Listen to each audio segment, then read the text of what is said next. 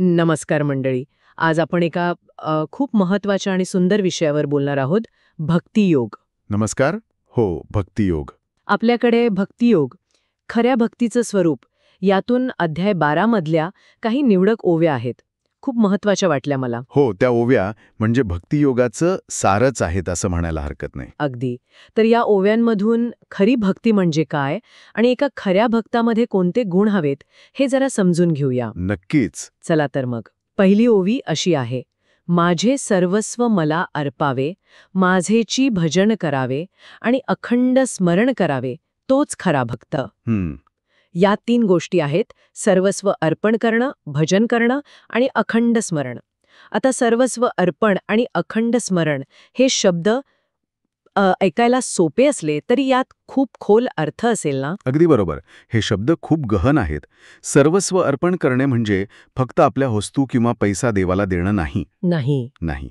याचा खरा अर्थ आहे आपलं मन, आपली बुद्धी, आपले चित्त आणि सगळ्यात महत्वाचं आपला अहंकार. सगळं काही काय म्हणतात त्याला ईश्वराला देऊन टाकणं.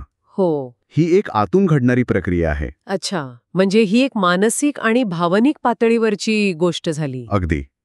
आपलं सगळं अस्तित्वच त्याच्या इच्छेशी जोडून टाकणं एक प्रकारे. हां, पण मग अखंड स्मरण याचा अर्थ काय घ्यायचा? सतत देवाचं नाव घेत बसायचं का? नाही, तसं शब्दशः अर्थ नाहीये त्याचा. मग व्यवहारात कसं शक्य आहे? अखंड स्मरण म्हणजे केवळ तोंडाने नाव घेणं नाही, तर आपल्या प्रत्येक कामात, प्रत्येक विचारात, अगदी प्रत्येक श्वासात त्या ईश्वरी तत्वाची जाणीव ठेवणं. जाणीव ठेवणं? हो, म्हणजे आपण जे काही करतोय, अगदी रोजची साधी कामं सुद्धा ती त्या मोठ्या योजनेचा भाग आहेत. ती एक प्रकारची ईश्वर सेवाच आहे या भावनेने करणं. अच्छा. ही एक सततची जागरूकता आहे. काय म्हणतात त्याला? अवेअरनेस. ते हवं. तुम्ही काम करत असाल, कुटुंबात असाल, एकटे असाल, तरी मनाच्या मागे ती ईश्वरी जाणीव सतत असली पाहिजे. ते आहे अखंड स्मरण. तर ही पहिली ओवीच भक्तीची सुरुवात आतल्या समर्पणाशी आणि त्या सततच्या जागरूकतेशी जोडते. वा, खूपच छान उलगडा केलात. म्हणजे भक्ती ही बाहेरून नाही तर आतून सुरू होते. बरोबर. समर्पणाने आणि जागरूकतेने. मग ही जाणीव एकदा यायला लागली की माणसात काही बदल घडायला लागतात का? म्हणजे मला वाटतं पुढच्या ओव्या याच गुणांबद्दल बोलतात ना? अगदी बरोबर. एकदा का ते आंतरिक समर्पण आणि स्मरण सुरू झालं की मग काही गुण आपोआप यायला लागतात किंवा ते आपल्याला जाणीवपूर्वक वाढवावे लागतात. हो, दुसरी ओवी तीच आहे, ज्याचे मन अहंकार रहित, ज्याचे वर्तन दया क्षमायुक्त, सुखदुःख समान ज्याच्या चित्तात, तोची माझा प्रिय भक्त. इथे 3 मुख्य गुण सांगितलेत, अहंकार नसणं, दया आणि क्षमा आणि सुखदुःखात समान राहणं. हे इतके महत्वाचे का मानले आहेत? हे तर भक्तिमार्गाचे आधारस्तंभ आहेत.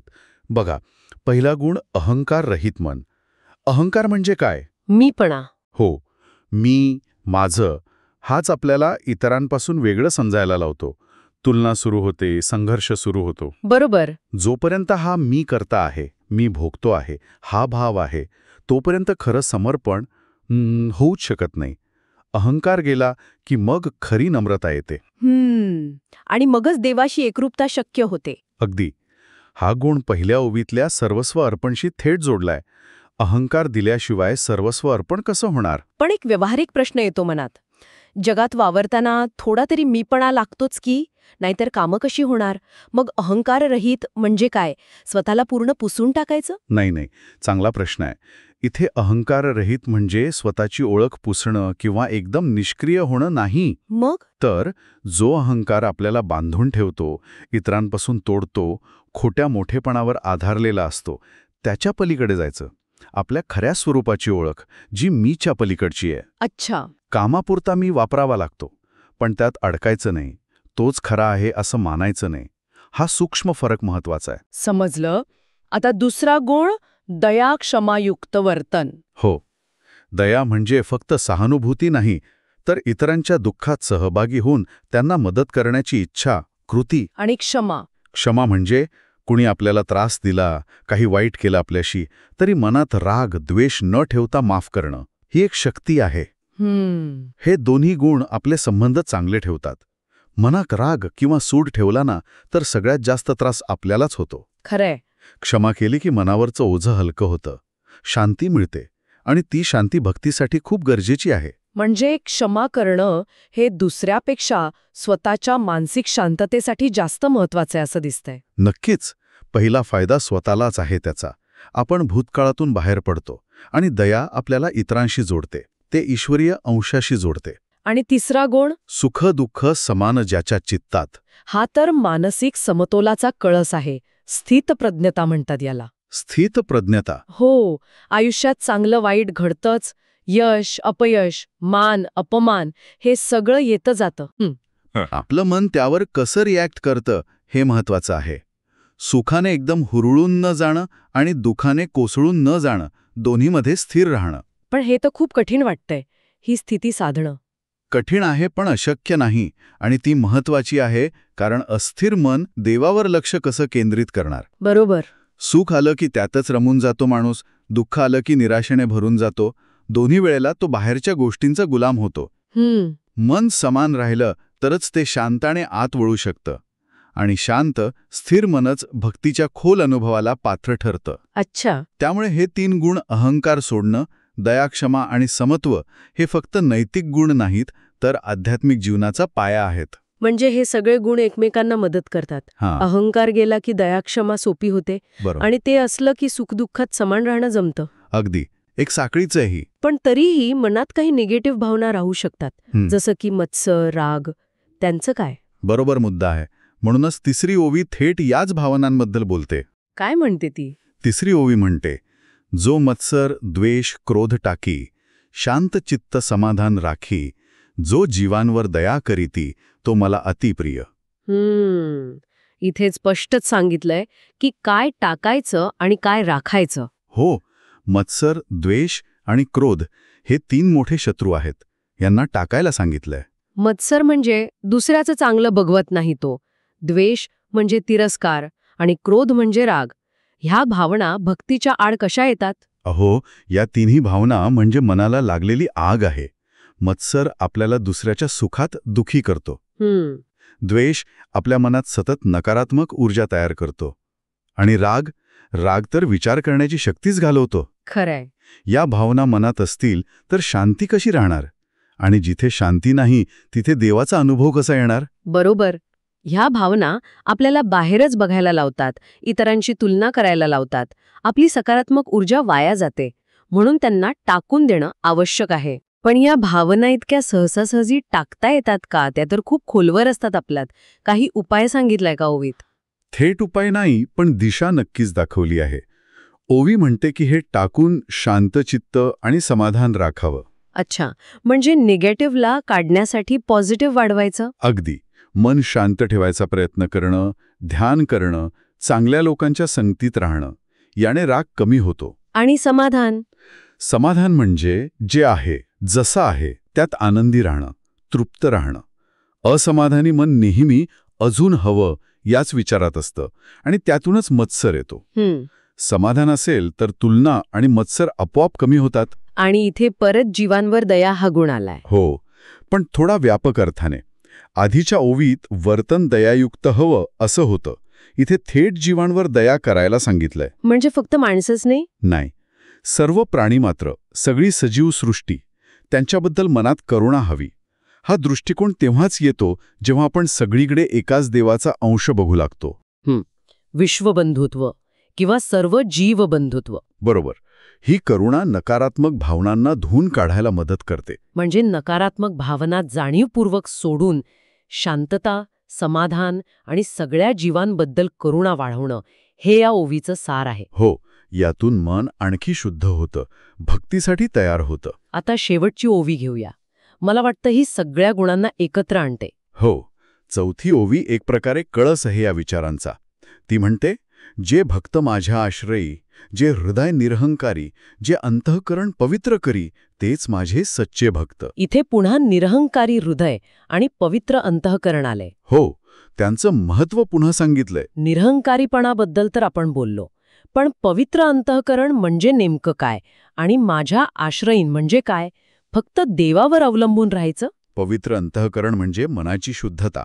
फक्त वाईट विचार नाहीत इतकंच नाही, तर मनात कपट, लबाडी, स्वार्थ, लोभ, वासना अशा मळलेल्या वृत्ती नसणं. अच्छा. मन अगदी स्वच्छ आरशासारखं निर्मळ हवं, ज्यात देवाचं रूप स्पष्ट दिसेल.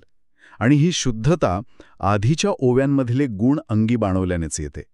दया, क्षमा, शांती, समाधान हे सगळं मिळून अंतःकरण पवित्र होतं.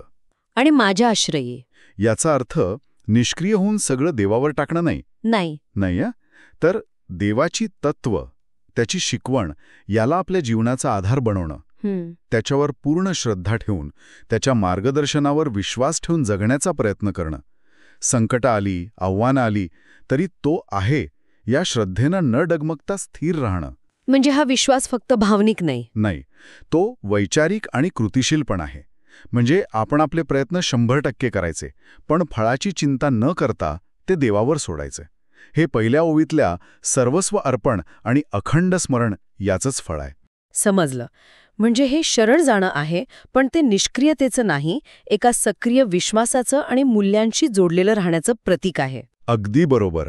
स्वतःला शुद्ध करणं, अहंकार सोडणं, देवाच्या तत्वांप्रमाणे जगणं आणि त्यावर पूर्ण विश्वास ठेवणं हाच खरा आश्रय. तर या 4 ओव्या मिळून एका खऱ्या भक्ताचं काय म्हणतात त्याला, एक पूर्ण चित्र उभं करतात. हो, निरहंकारी, पवित्र मनाचा, दयाळू, क्षमाशील, सुखदुःखात समान राहणारा, राग, द्वेष, मत्सर नसलेला, शांत, समाधानी, सगळ्या जीवांवर प्रेम करणारा आणि पूर्णपणे देवाच्या तत्वांना धरून चालणारा.